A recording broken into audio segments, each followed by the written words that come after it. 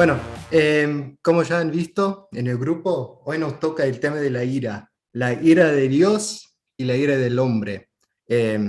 Por ahí habían dos títulos que estaban flotando, que uno era la ira de Dios, Dios está enojado, y la ira del hombre, la santa ira del creyente.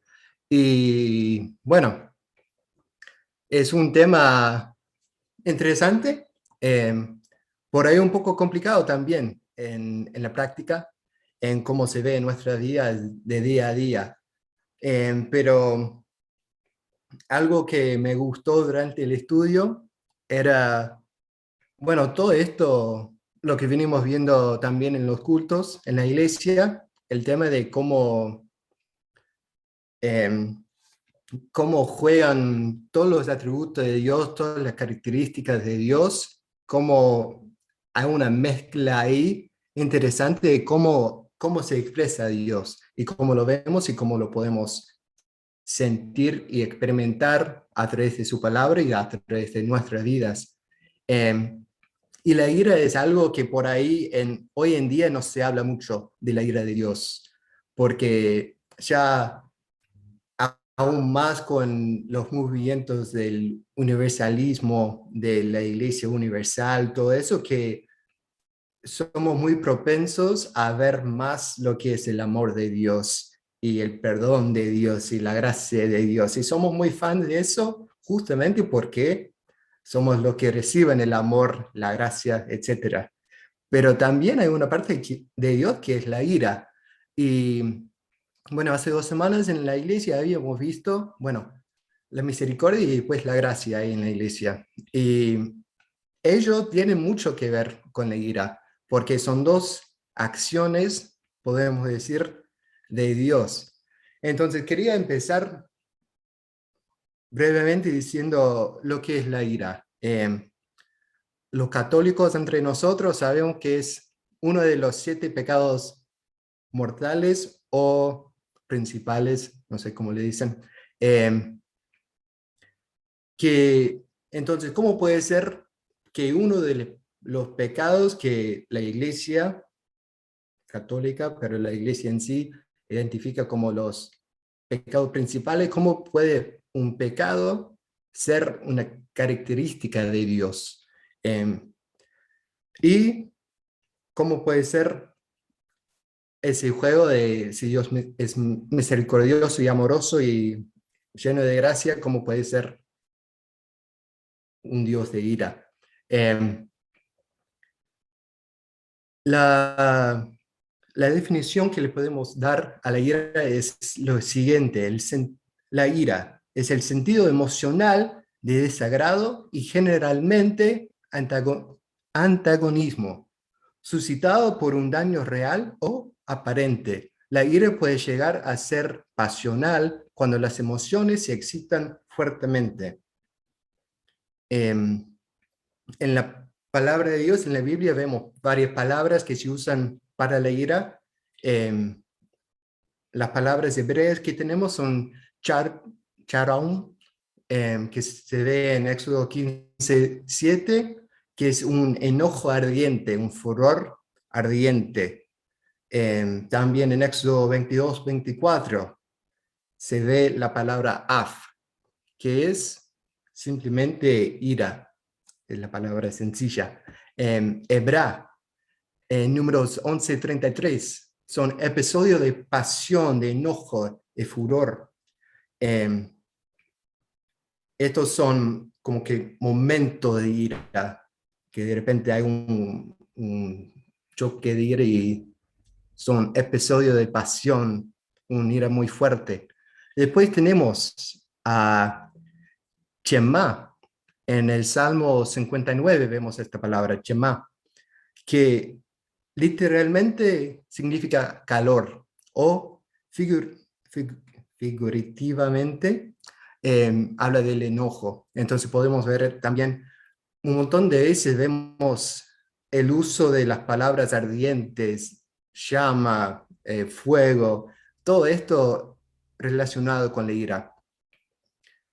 Finalmente, la última palabra hebrea que vemos es ketref, que se ve en Segunda de Crónicas 19:2, que se puede traducir como furia o rabia. Em, entonces, hay un montón de palabras sinónimas ahí donde se expresa la ira justamente de Dios. Em, en el Nuevo Testamento, la palabra griega que se usa mucho es orgi, que es un deseo fuerte o una pasión violenta o ira. Em, que esto se ve en Efesios 2:3, Colosenses 3:6, primero de Tesalonicenses 5:9 y Apocalipsis 6:16, entre otros versículos que mencionan la ira. Eh, pero cuando se trata de Dios, la ira es su enojo y odio hacia el pecado, su indignación justo hacia lo malo y su ejecución celosa del juicio contra la injusticia. Sin embargo, ira, aunque tiene su raíz en la naturaleza esencial de Dios como justo, no es un atributo de Dios, sino una acción que fluye desde su inmutable justicia. Entonces, si se acuerdan, en el culto hace un par de semanas hablamos de la naturaleza esencial de Dios, que por necesidad Él es lo que es amor, entonces no puede ser no amoroso, ¿se entiende? Em, entonces, cuando hablamos de la ira, es una acción que fluye desde su carácter esencial. Dios es justo, entonces por necesidad tiene que ser justo, pero parte de la justicia es el castigo.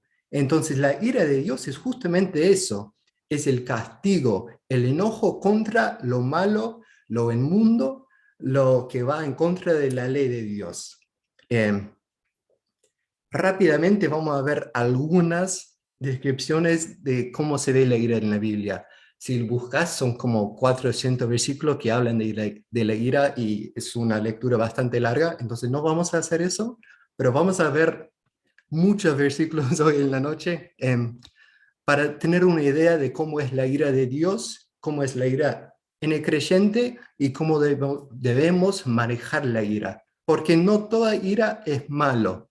Entonces hay que diferenciar lo que es el pecado y lo que es el enojo y cómo manejar esa emoción de la ira, del enojo. En la Biblia Dios habla de su enojo, de mi ira, de Moisés hablando a Dios, tu enojo. También la ira del Cordero, en Apocalipsis se ve, el día de la ira de Dios, es una frase que se ve un montón de veces.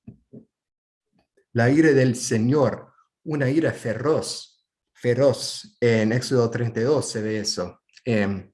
La ira del Todopoderoso, en Job 21:20, vemos muchas veces el tema de la ira. Vemos que la ira de Dios se calienta en Éxodo 22, que puede arder en Job 19, se ve eso, que se inflama, dice Salmos 2, que se enciende, que se encienda y consuma, que puede ser repentino y es algo vivo, es algo real. En el Salmo 58 da una imagen de que si pones una olla a hervir y pones un fuego, antes que la olla se siente el calor de la llama, que ya está la ira de Dios, que es algo repentino delante del castigo de lo malo.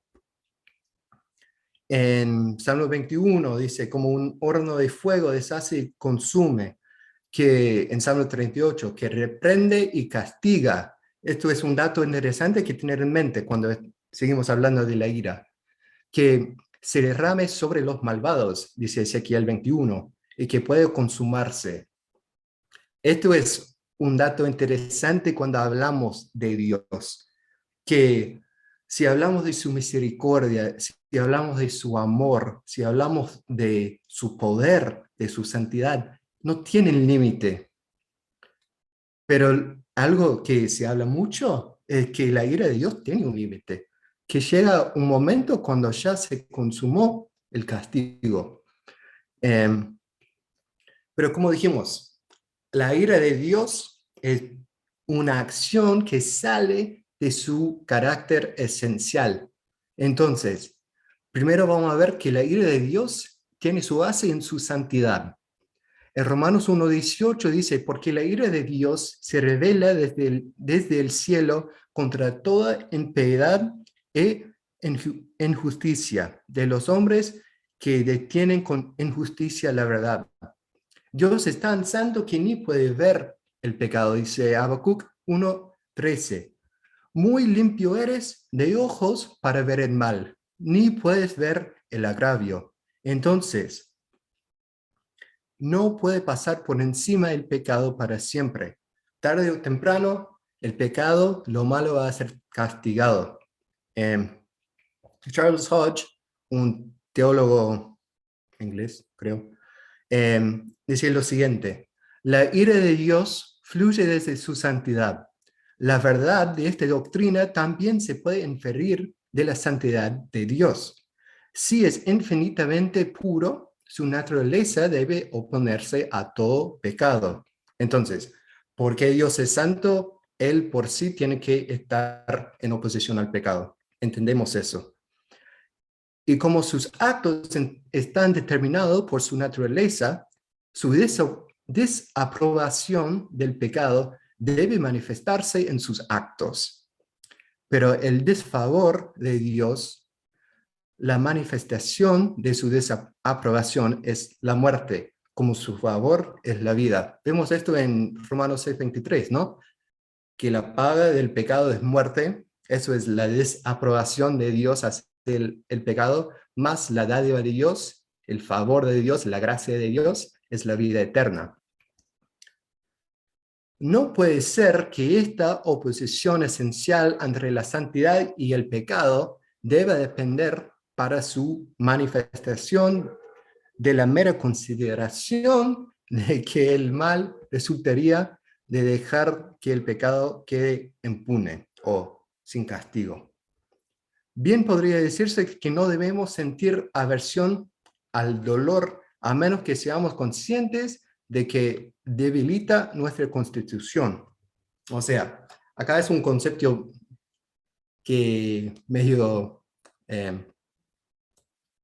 interesante, medio complicado, pero en sí lo que quiere demostrar Hodge en esto es que no podemos, la ira no es algo abstracto, no es algo afuera de lo común y no debe ser algo que solo pensamos en cuando estamos leyendo las historias o viendo algo malo que pensamos a la ira de Dios, sino es algo real que no es por necesidad del pecado, sino que es algo que sale del carácter de Dios, de sus atributos. Y si tampoco no aprobamos la santidad de Dios simplemente porque tiende a producir felicidad. Tampoco desaprobamos el pecado simplemente porque tiende a producir sufrimiento. Es inevitable, por tanto, que la perfección del Dios infinitamente santo se manifieste en oposición al pecado, sin esperar a juzgar las consecuencias de la expresión de esta repugnancia divina. Entonces ahí ya, acá también en los ejemplos que vimos de los versículos, la ira como que es algo muy, muy fuerte.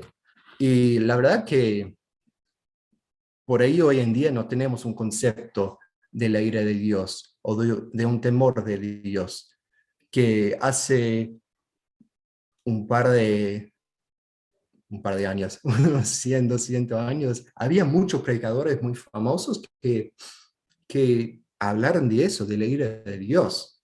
Eh, se me fue el nombre del predicador, pero hay una predicación muy, muy conocida que se llama Pecadores en la mano de un Dios enojado. Eh, entonces, por ahí no, no está bueno que no tengamos ese concepto de la ira de Dios cuando hablamos del pecado.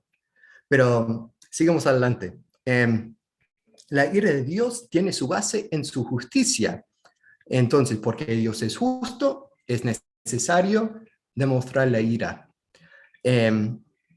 Romanos 2, 1 al 6 dice lo siguiente: por lo cual eres inexcusable, oh hombre, quien quiera que seas tú que juzgas, pues en lo que juzgas a otro te condenas a ti mismo, porque tú que juzgas haces lo mismo. Voy a esperar que pase el auto. Bueno, ahora yo puedo pensar. Romanos 2, 2 ahora. Mas sabemos que el juicio de Dios contra los que practican tales cosas es según verdad. Versículo 3 dice: y piensas esto, oh hombre, tú que juzgas a los que tal hacen y haces lo mismo, que tú escaparás del juicio de Dios, o menosprecias las riquezas de su benignidad, paciencia y longanimidad, ignorando que su benignidad te guía al arrepentimiento, pero por tu dureza y por tu corazón no arrepentido, atesoras para ti mismo la ira para el día de la ira y de la revelación del justo juicio de Dios, el cual pagará a cada uno conforme a sus obras. Pablo estaba diciendo: ¿cómo puede ser tan cabeza dura de pensar que podés señalar a otros, podés juzgar a otros y que Dios va a pasar por encima de tus ofensas? Porque estaba hablando justamente a los que estaban en un sistema religioso y podían decir: bueno, yo cumplo y yo puedo marcar lo que está mal en otros. Pero decía acá: por tu dureza y tu corazón no arrepentido, esa falta de arrepentimiento, atesoras para ti mismo la ira. Entonces vemos que la ira de Dios sale de su justicia, del justo castigo por el pecado. Estas características van en la mano, la santidad y su justicia, y no puede haber justicia si no hay ira. Entonces la ira de Dios sale o fluye de su justicia, como habíamos dicho. También la ira de Dios sale desde sus celos. Ahora, esto también es un tema interesante, porque muchas veces nosotros tenemos a los celos como algo malo. Ser celoso, ser por ahí en una amistad, una relación. Se habla mucho de las relaciones tóxicas de hoy en día. Y parte de eso es de ser celoso, de siempre, todo el tiempo estar buscando excusas para quitarte el tiempo, para que estén juntos, o si pasas tiempo con otro, por ahí, ya sea pareja, amigo, lo que fuera, se enoja porque tiene esos celos. Pero por ahí, por el idioma, no sé, para mí es más difícil entender eso, porque, bueno, en el inglés tenemos varias palabras ahí que podemos usar para los celos. Y hay una palabra, justamente celos, que, que habla de una emoción, una pasión muy fuerte para algo, para defenderlo, para tenerlo, para protegerlo, pero es casi un uso más espiritual, digamos. Y esto es lo que más vemos la traducción cuando hablamos de los celos de Dios, porque Dios mismo, acá tengo el versículo, en Éxodo 34, 14, dice: porque no te has de inclinar a ningún otro de Dios, pues Jehová, cuyo nombre es celoso, interesante un nombre de Dios ahí, cuyo nombre es celoso, Dios celoso es. Ezequiel 23, 25 dice lo siguiente: por tanto, así ha dicho Jehová el Señor, ahora volveré la cautividad de Jacob y tendré misericordia de toda la casa de Israel y me mostraré celoso por mi santo nombre. Deuteronomio 29:20 dice: no querrá Jehová perdonarlo, sino que entonces humeará la ira de Jehová y su celo sobre el tal hombre, y se asentará sobre él toda la maldición escrita en este libro. Y Jehová borrará su nombre de debajo del cielo. Entonces ahí Deuteronomio estaba, dieron la ley y había unas bendiciones y unas maldiciones. Y estaba diciendo que el que transgrese la ley tendrá contra el suyo la ira de Dios. Y era justamente por eso, por los celos de Dios, por su santo nombre, por su santidad, por su justicia. Y eso vemos un montón cuando hablamos de la ira de Dios, es porque alguien iba en contra de su santidad, de su persona. Y podemos ver cómo es la ira de Dios contra los impíos, que eso es su primera función, es castigar el pecado, castigar lo malo. Dice, porque Dios es santo y justo, la ira de Dios está en contra de los que quebranten su ley. En número 14 y 18, el Señor es lento para la ira y abundante en misericordia, y perdona la iniquidad y la transgresión. Entonces eso, todo bien hasta ahí. Pero dice, pero de ninguna manera tendrá por inocente al culpable, sino que castigará la iniquidad de los padres sobre los hijos hasta la tercera y cuarta generación. O sea, tema fuerte. Y justo este versículo lo habíamos visto hace un par de semanas cuando hablamos de la misericordia, porque como dije, esto van en la mano. Dios es misericordioso, pero no solo es misericordioso, también es justo. Y de esa justicia sale la ira, sale el castigo del pecado. Deuteronomio 31:29 dice, porque yo sé que después de mi muerte se corromperán y se apartarán del camino que les he mandado, y el mal vendrá sobre ustedes en los postreros días, pues harán lo que es malo a la vista del Señor, provocándole la ira con la obra de sus manos. Aunque la ira de Dios se enciende contra los que van en su contra, que muchas veces cuando hablamos del pueblo de Israel, dice que provocaron la ira de Dios. Si buscan la ira, Éxodo, Levítico, Números, Deuteronomio, cada 2 capítulos hay un versículo que dice, provocaron la ira de Dios, provocaron la ira de Dios. Y es por eso, por ir en contra, por ser ingrato, por murmurar, todo esto que vez tras vez provocaron la ira de Dios. Y como que cuando vas y lees esos capítulos, esos libros, con esa imagen que podemos tener de Dios, de un Dios amoroso, como que es medio chocante leer eso, porque es un montón de cosas que es provocar la ira de Dios, y vino contra ellos la ira de Dios, y mandó una plaga, mandó tal cosa, y es impresionante eso, pero también es importante que reconozcamos la ira de Dios como parte de su carácter, como parte de su justicia, para así entender lo que es el temor de Dios, un temor sano de Dios. Eh, Deuteronomio 32:16 dice, lo provocarán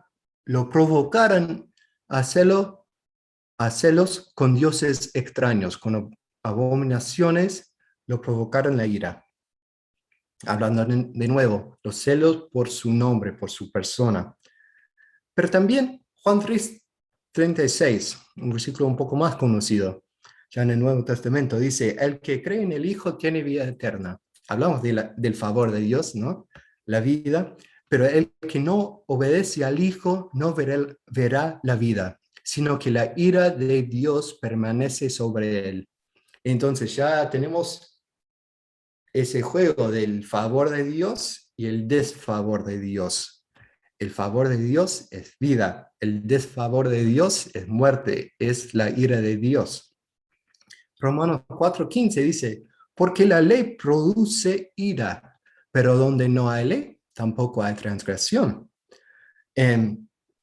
La ley es un tema interesante cuando hablamos de la ira y la misericordia, porque bajo la ley no vemos muchas circunstancias de misericordia y de gracia, pero entendemos que la ley fue puesto para enseñarnos, ¿no? Dice que la ley fue la palabra se me va, pero fue nuestro maestro para llevarnos, para mostrarnos lo que es bueno y lo que no es bueno. Em, entonces, la ley nos ayuda a entender que la ira de Dios no es el pecado que nosotros asociamos con la ira. La ira de Dios es santo y es por su santidad y por su justicia y por los celos de su santo nombre. Podemos entender que esa ira, ese castigo es justo, justamente porque sale de esos atributos de Dios. Pero también es bueno notar que la ira de Dios no solamente está en contra de los que hacen lo malo, sino es para dirigirnos, para enseñarnos. Entonces, podemos entender que la ira de Dios está para enseñar o para disciplinar a los que Dios ama. Isaías 12:1 dice, y en aquel día dirás, te doy gracias, oh Señor, porque aunque estabas enojado conmigo, tu ira se ha apartado y me has consolado. Entonces vamos a empezar a ver esto, que Dios un montón de veces se le dice que es lento para la ira, que es paciente. Éxodo 34:6 dice, entonces pasó el Señor por delante de él y proclamó, el Señor Dios compasivo y clemente, lento para la ira y abundante en misericordia y en verdad. Nehemías 9:17 dice, hablando justamente del pueblo de Israel, dice, ellos rehusaron escuchar y no se acordaron de las maravillas que existen entre ellos. Fueron tuercos y eligieron un jefe para volver a su esclavitud en Egipto. Pero tú eres un Dios de perdón, clemente y compasivo, lento para la ira y abundante en misericordia, y no los abandonaste, sino que podemos ver cómo a través de la historia de Israel, Dios iba llevándolos de nuevo a Él. Siempre. La ira se manifestó de varias formas. Por ahí en un momento una plaga, por ahí en un momento un castigo divino contra una persona, contra un rey, contra el reino entero. Y podemos ver cómo la ira de Dios, ese castigo iba llevando al pueblo de Israel a volver a Dios.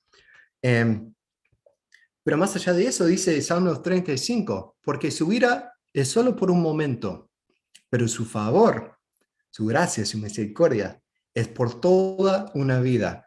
El llanto puede durar toda la noche, pero a la mañana vendrá el grito de alegría. En Jeremías 3:12 dice, ve y proclama estas palabras al norte, y di, regresa en fiel Israel, declara el Señor, no te miraré con ira, porque soy misericordioso, declara el Señor. No guardaré rencor para siempre. La ira es momentario, el castigo es momentario, pero el favor es para siempre. Miqueas 7:18 dice, ¿qué Dios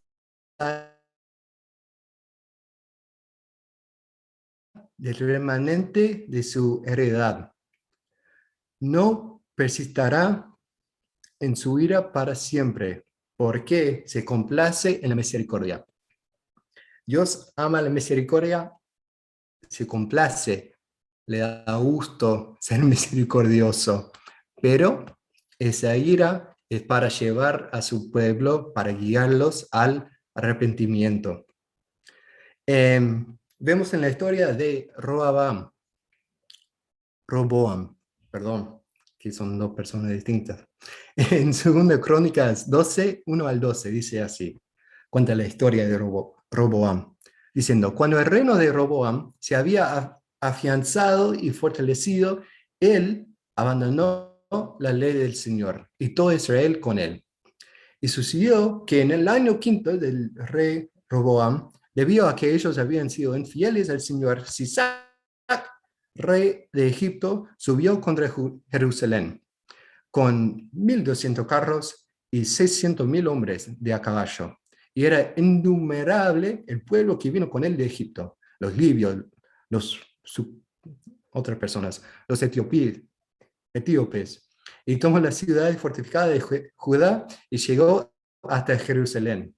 Entonces, el profeta Semaías vino a Roboam y a los príncipes de Judá que se habían reunido en Jerusalén, dicen por causa de Sisac, y les dijo: así dice el Señor, ustedes me han abandonado, por eso también yo los abandono en manos de Sisac.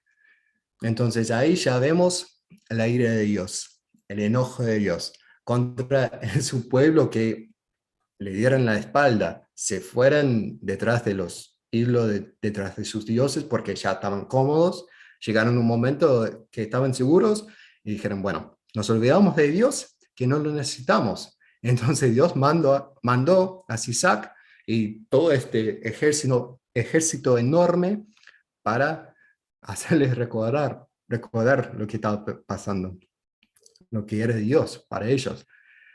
Y dice: y los príncipes de Israel y el rey se humillaron y dijeron: justo es el Señor. Es interesante notar acá que no pusieron excusas, no se quisieran justificar en lo que habían hecho, sino que cuando escucharon el juicio de Dios dijeron: nah, sí, sí, está bien, es justo, es lo que merecemos.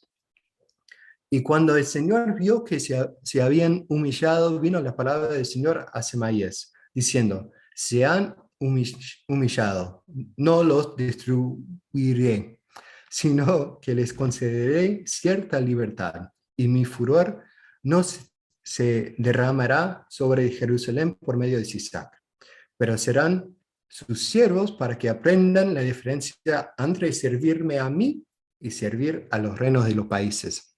Entonces es interesante cómo Dios pone un castigo igual para que ellos aprendan. Entonces se demuestra su ira, aunque tiene misericordia de ellos. Pero aparte de esa misericordia, justamente ese amor es darle un castigo para que entiendan. Entonces dice en el versículo 9: subió pues Sisac, rey de Egipto, contra Jerusalén, y tomó los tesoros de la casa del Señor y los tesoros del palacio del rey. De todo se apoderó y se llevó hasta los escudos de oro que había hecho Salomón. Entonces se llevaron todas las riquezas de la ciudad. Y saltamos al versículo 12. Dice: cuando él se humilló, la ira del Señor se apartó y él de él para no destruirlo totalmente. Además, las cosas mejoraron en Judá. Entonces, en esta pequeña historia en 2 de Crónicas 12, vemos cómo fue todo el proceso de la ira de Dios y después la misericordia de Dios en cómo manejó esta situación con Roboam y el pueblo de Israel.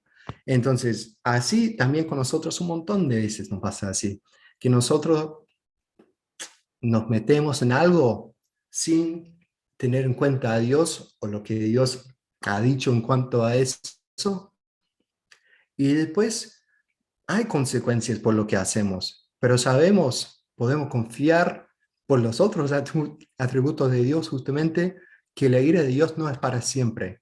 El castigo es para nuestro bien, para guiarnos, para enseñarnos. Pero la ira de Dios no es para siempre con nosotros. Y un versículo que a mí me encanta en Oseas 14:4 dice: yo sanaré su apostasía, los amaré generosamente o de pura gracia, pues mi ira se ha apartado de ellos. Hablando de ese arrepentimiento, que Dios dice: yo los sanaré, los amaré de gracia, no porque merecen algo, sino por pura gracia. Y mi ira se va a apartar de ellos, no va a estar con ellos siempre. Em, entonces, la ira de Dios es un tema enorme, pero podemos ver que es algo que sale de su justicia y de su santidad. Es algo justo, no es malo, por decirlo así, la ira de Dios, o mala. Eh, no puede ser mala porque Dios es santo, como sabemos, pero ese juego entre su amor, su misericordia y la ira de Dios es algo importante para tener en cuenta ese aspecto del temor de Dios, lo que es un temor sano de Dios, por lo que es la ira y el castigo por el pecado justamente. Pero si hablamos de la ira del creyente en nuestras vidas, esa emoción, esa pasión, ese enojo cuando nos chocamos con algo que por ahí fue intencional o puede ser sin intención, nosotros nos enojamos en la situación y con la persona. Y eso sí, puede llegar a ser pecado. Entonces, ¿cómo es para el creyente el enojo y la ira? Primero Samuel 17:28 va a ser nuestro primer ejemplo del enojo, de la ira. Y es Eliab. Dice, Eliab, su hermano mayor, o sea, el hermano mayor de David, oyó cuando él hablaba con los hombres y se encendió la ira de Eliab contra David. Entonces Eliab escuchó, bueno, recordamos la historia acá, que David se fue a la batalla a ver sus hermanos para traerles pan y queso y todas las cosas lindas, eh, porque él escuchaba de esto tal Goliat que venía en contra de ellos y decía todas estas cosas contra Dios justamente, y David también tuvo esos celos de Dios, de decir, ¿quién es este pagano para decir esta cosa de Dios? ¿Quién va a defender eso? Pero Eliab escuchó eso que David estaba hablando y dijo, ¿para qué has descendido acá? ¿Con quién has dejado aquellas pocas ovejas en el desierto? Yo conozco tu soberbia y la maldad de tu corazón, que has descendido para ver la batalla. Entonces, la primera cosa que tenemos que ver de la ira es que acá es algo impulsivo. Elías escuchó a su hermano hablando y decía, no, este vino para ver la sangre, para ver cómo es una batalla, para entretenerse nomás, y vino para algo egoísta, y decía, yo conozco la soberbia de tu corazón, cómo es la maldad de tu corazón. Pero él no sabía las circunstancias, no sabía por qué estaba David ahí. Él no sabía nada, pero se metió ahí y re enojado por no tomar el tiempo, respirar y averiguar cuáles son las circunstancias, qué está pasando ahí. Y Proverbios 14:17 y 15:18 y 29:8 hablan de esto. El hombre pronto a la ira obra neciamente. El hombre de malos designios es aborrecido. 15:18 dice, el hombre irascible,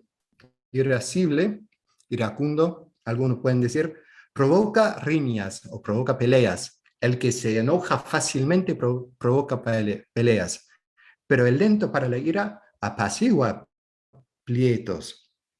Proverbio 29:8 dice, los provocadores agitan la ciudad, pero los sabios alejan la ira.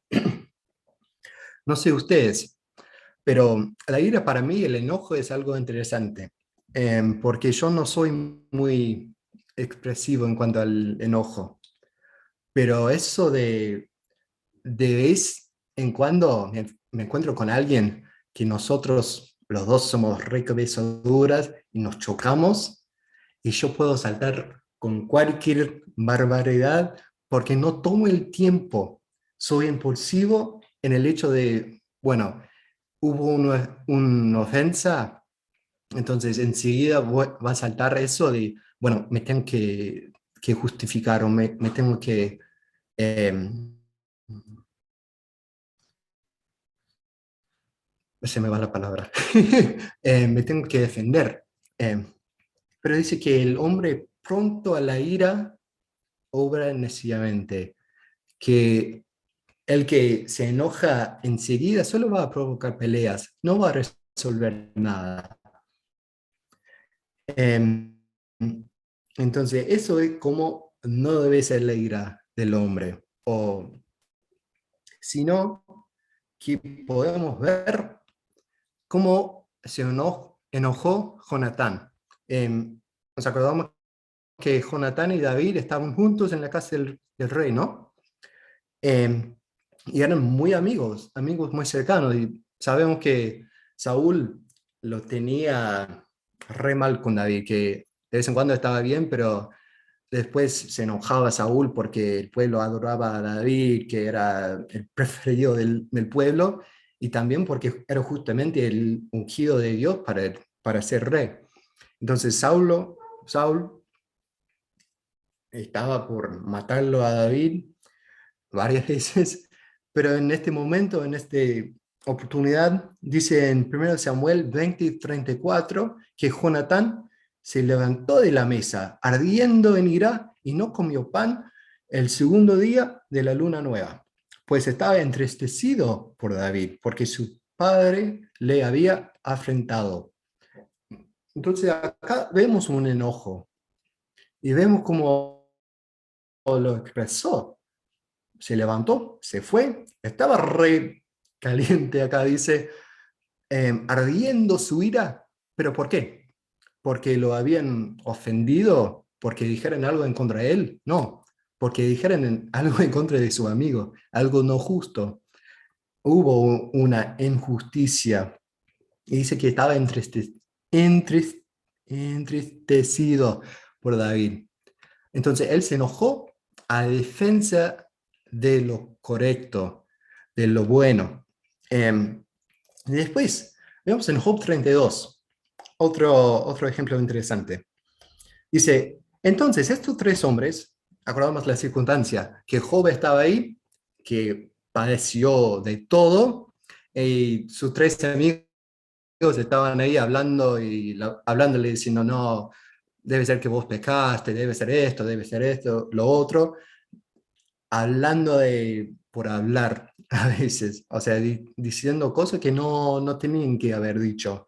Em, y Eliú acá va a pararse y decir algo. Dice, entonces estos tres hombres dejaron de responder a Job porque él era justo a sus propios ojos, pero se encendió la ira de Eliú, hijo de Baraquel, el Busita, de la familia de Ram. Se encendió su ira contra Job porque se justificaba delante de Dios. Su ira encendió también contra sus tres amigos porque no habían hallado respuesta y sin embargo habían condenado a Job. Eliú había esperado para hablar con Job porque los otros eran de más edad que él. Pero cuando vio Eliú que no había respuesta en la boca de estos tres hombres, se encendió su ira. Entonces, si nos acordamos, o sea, por un rato largo estaban en silencio por días, no dijeron nada. Y después saltaron sus amigos diciendo, bueno, debe ser que pegaste, debe ser esto, debe ser lo otro. Job se defendía diciendo, no he pecado contra Dios, no hay un motivo por esto. Y Eliú en un momento dice, no, ya, basta. Ustedes están hablando por hablar, están hablando sin saber, pero están haciendo lo malo porque ustedes están juzgándolo a Job, juzgándolo, ya diciendo que, o tomando el lugar de Dios, podemos decir, en juzgarlo y decir que fue por algo que había hecho que estaba pasando todo esto. Pero después se da vuelta y habla a Job diciendo, ¿cómo puede ser que delante de Dios te vas a defender así? Que no era el lugar que correspondía a Job. Entonces podemos ver que Eliú acá también se enojó primeramente por lo que habían hecho los otros, que no era justo, que ellos acusan a Job, pero tampoco era justo lo que estaba diciendo Job. Entonces, por esos celos del nombre santo de Dios, Eliú se enojó.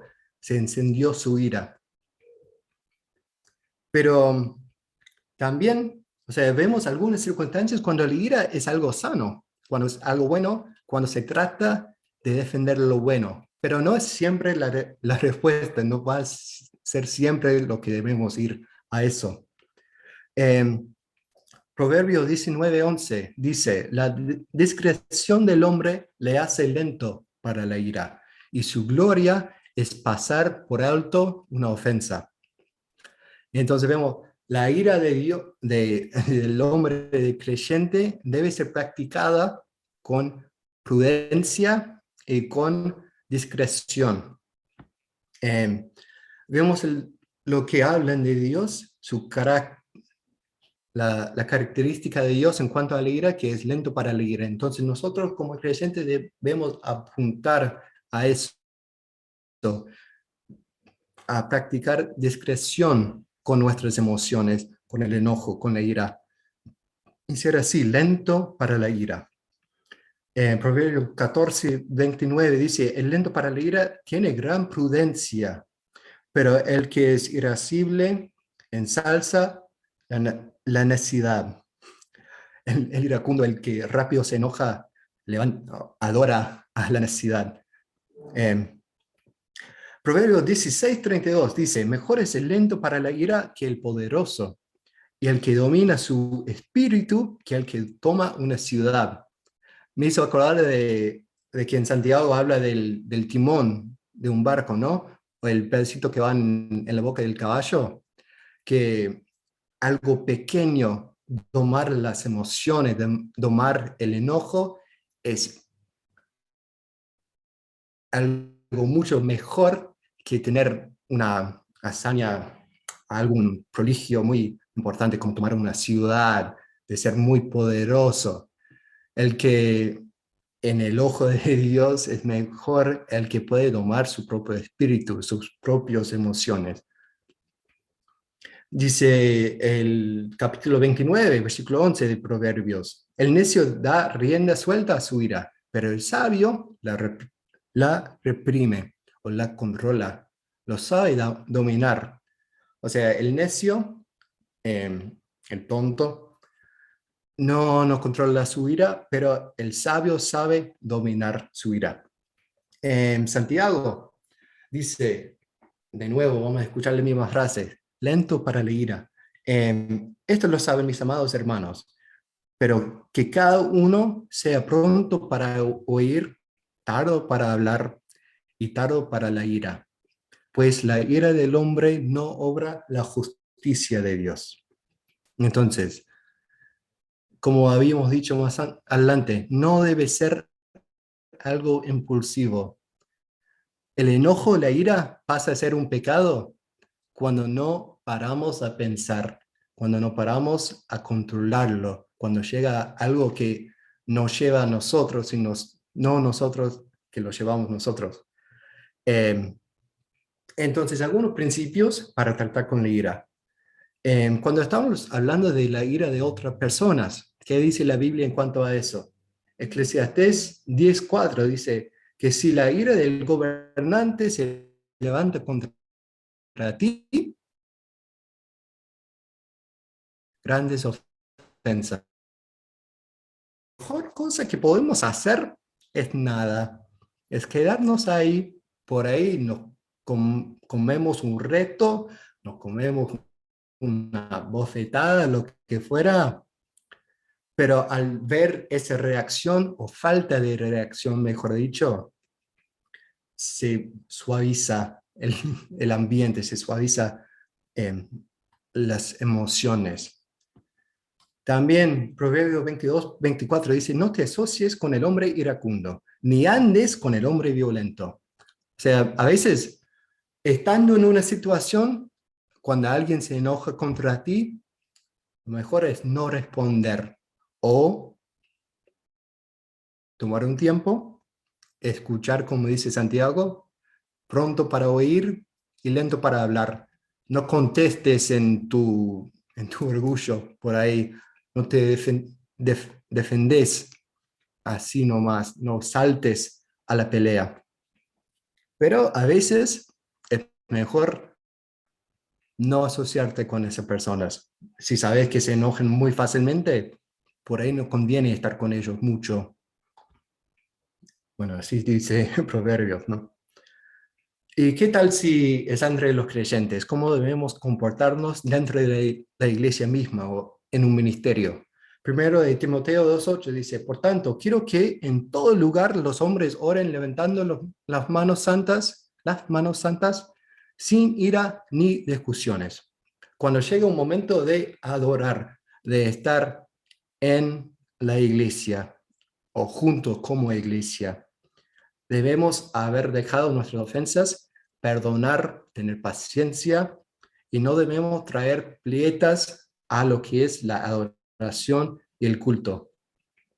Tito 1:7 dice, porque el obispo debe ser irreprensible como administrador de Dios, no obstinado, no iracundo, no dado a la bebida, no pendicero, no amante de las ganancias deshonestas. Entonces, una de las calificaciones para el obispo, para el líder, era ser tardo para oír, tardo para irarse, no iracundo. Efesios 4:31 y Colosenses 3:8 van a decir casi lo mismo. Sea quitado de ustedes toda amargura, enojo, ira, gritos, insultos, así como toda malicia. Colosenses dice, pero ahora desechan también todo esto, ira, enojo, malicia, insultos, lenguaje ofensivo de su boca. Entonces, como creyentes, esas emociones, esos impulsos de la pasión en un momento, eso es lo que debemos deshacernos. No debemos llevar esas emociones encima, porque esas emociones, esas reacciones, siempre van a causar más problemas. La ira, enojo, malicia, insultos, nada de eso conviene. Y creo que podemos reconocer eso y no es algo nuevo para nosotros tampoco. Eh, pero después, Romanos 12:19 dice, amados, nunca tomen venganza en ustedes mismos, sino den lugar a la ira de Dios. Porque escrito está, mía es la venganza, yo pagaré, dice el Señor. Dejar la justicia en las manos de Dios. A veces no nos pertenece el lugar de decir, de juzgar a una persona o de ir en contra de una persona. A veces nos corresponde el lugar de quedarnos callados. Eh, en Micaías 6:8 dice, Él te ha declarado hombre, lo que es bueno. ¿Y qué es lo que demanda el Señor de ti? Sino solo practicar la justicia, amar la misericordia y andar humildemente delante de tu Dios. ¿Cómo debemos manejar la ira?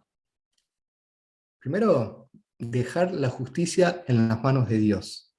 Saber manejarnos, en domar nuestras emociones, nuestra ira, deshacernos de la reacción repentina, lo impulsivo, deshacernos de eso que ya llega a ser un pecado para nosotros. Pero también practicar la misericordia, amar justicia.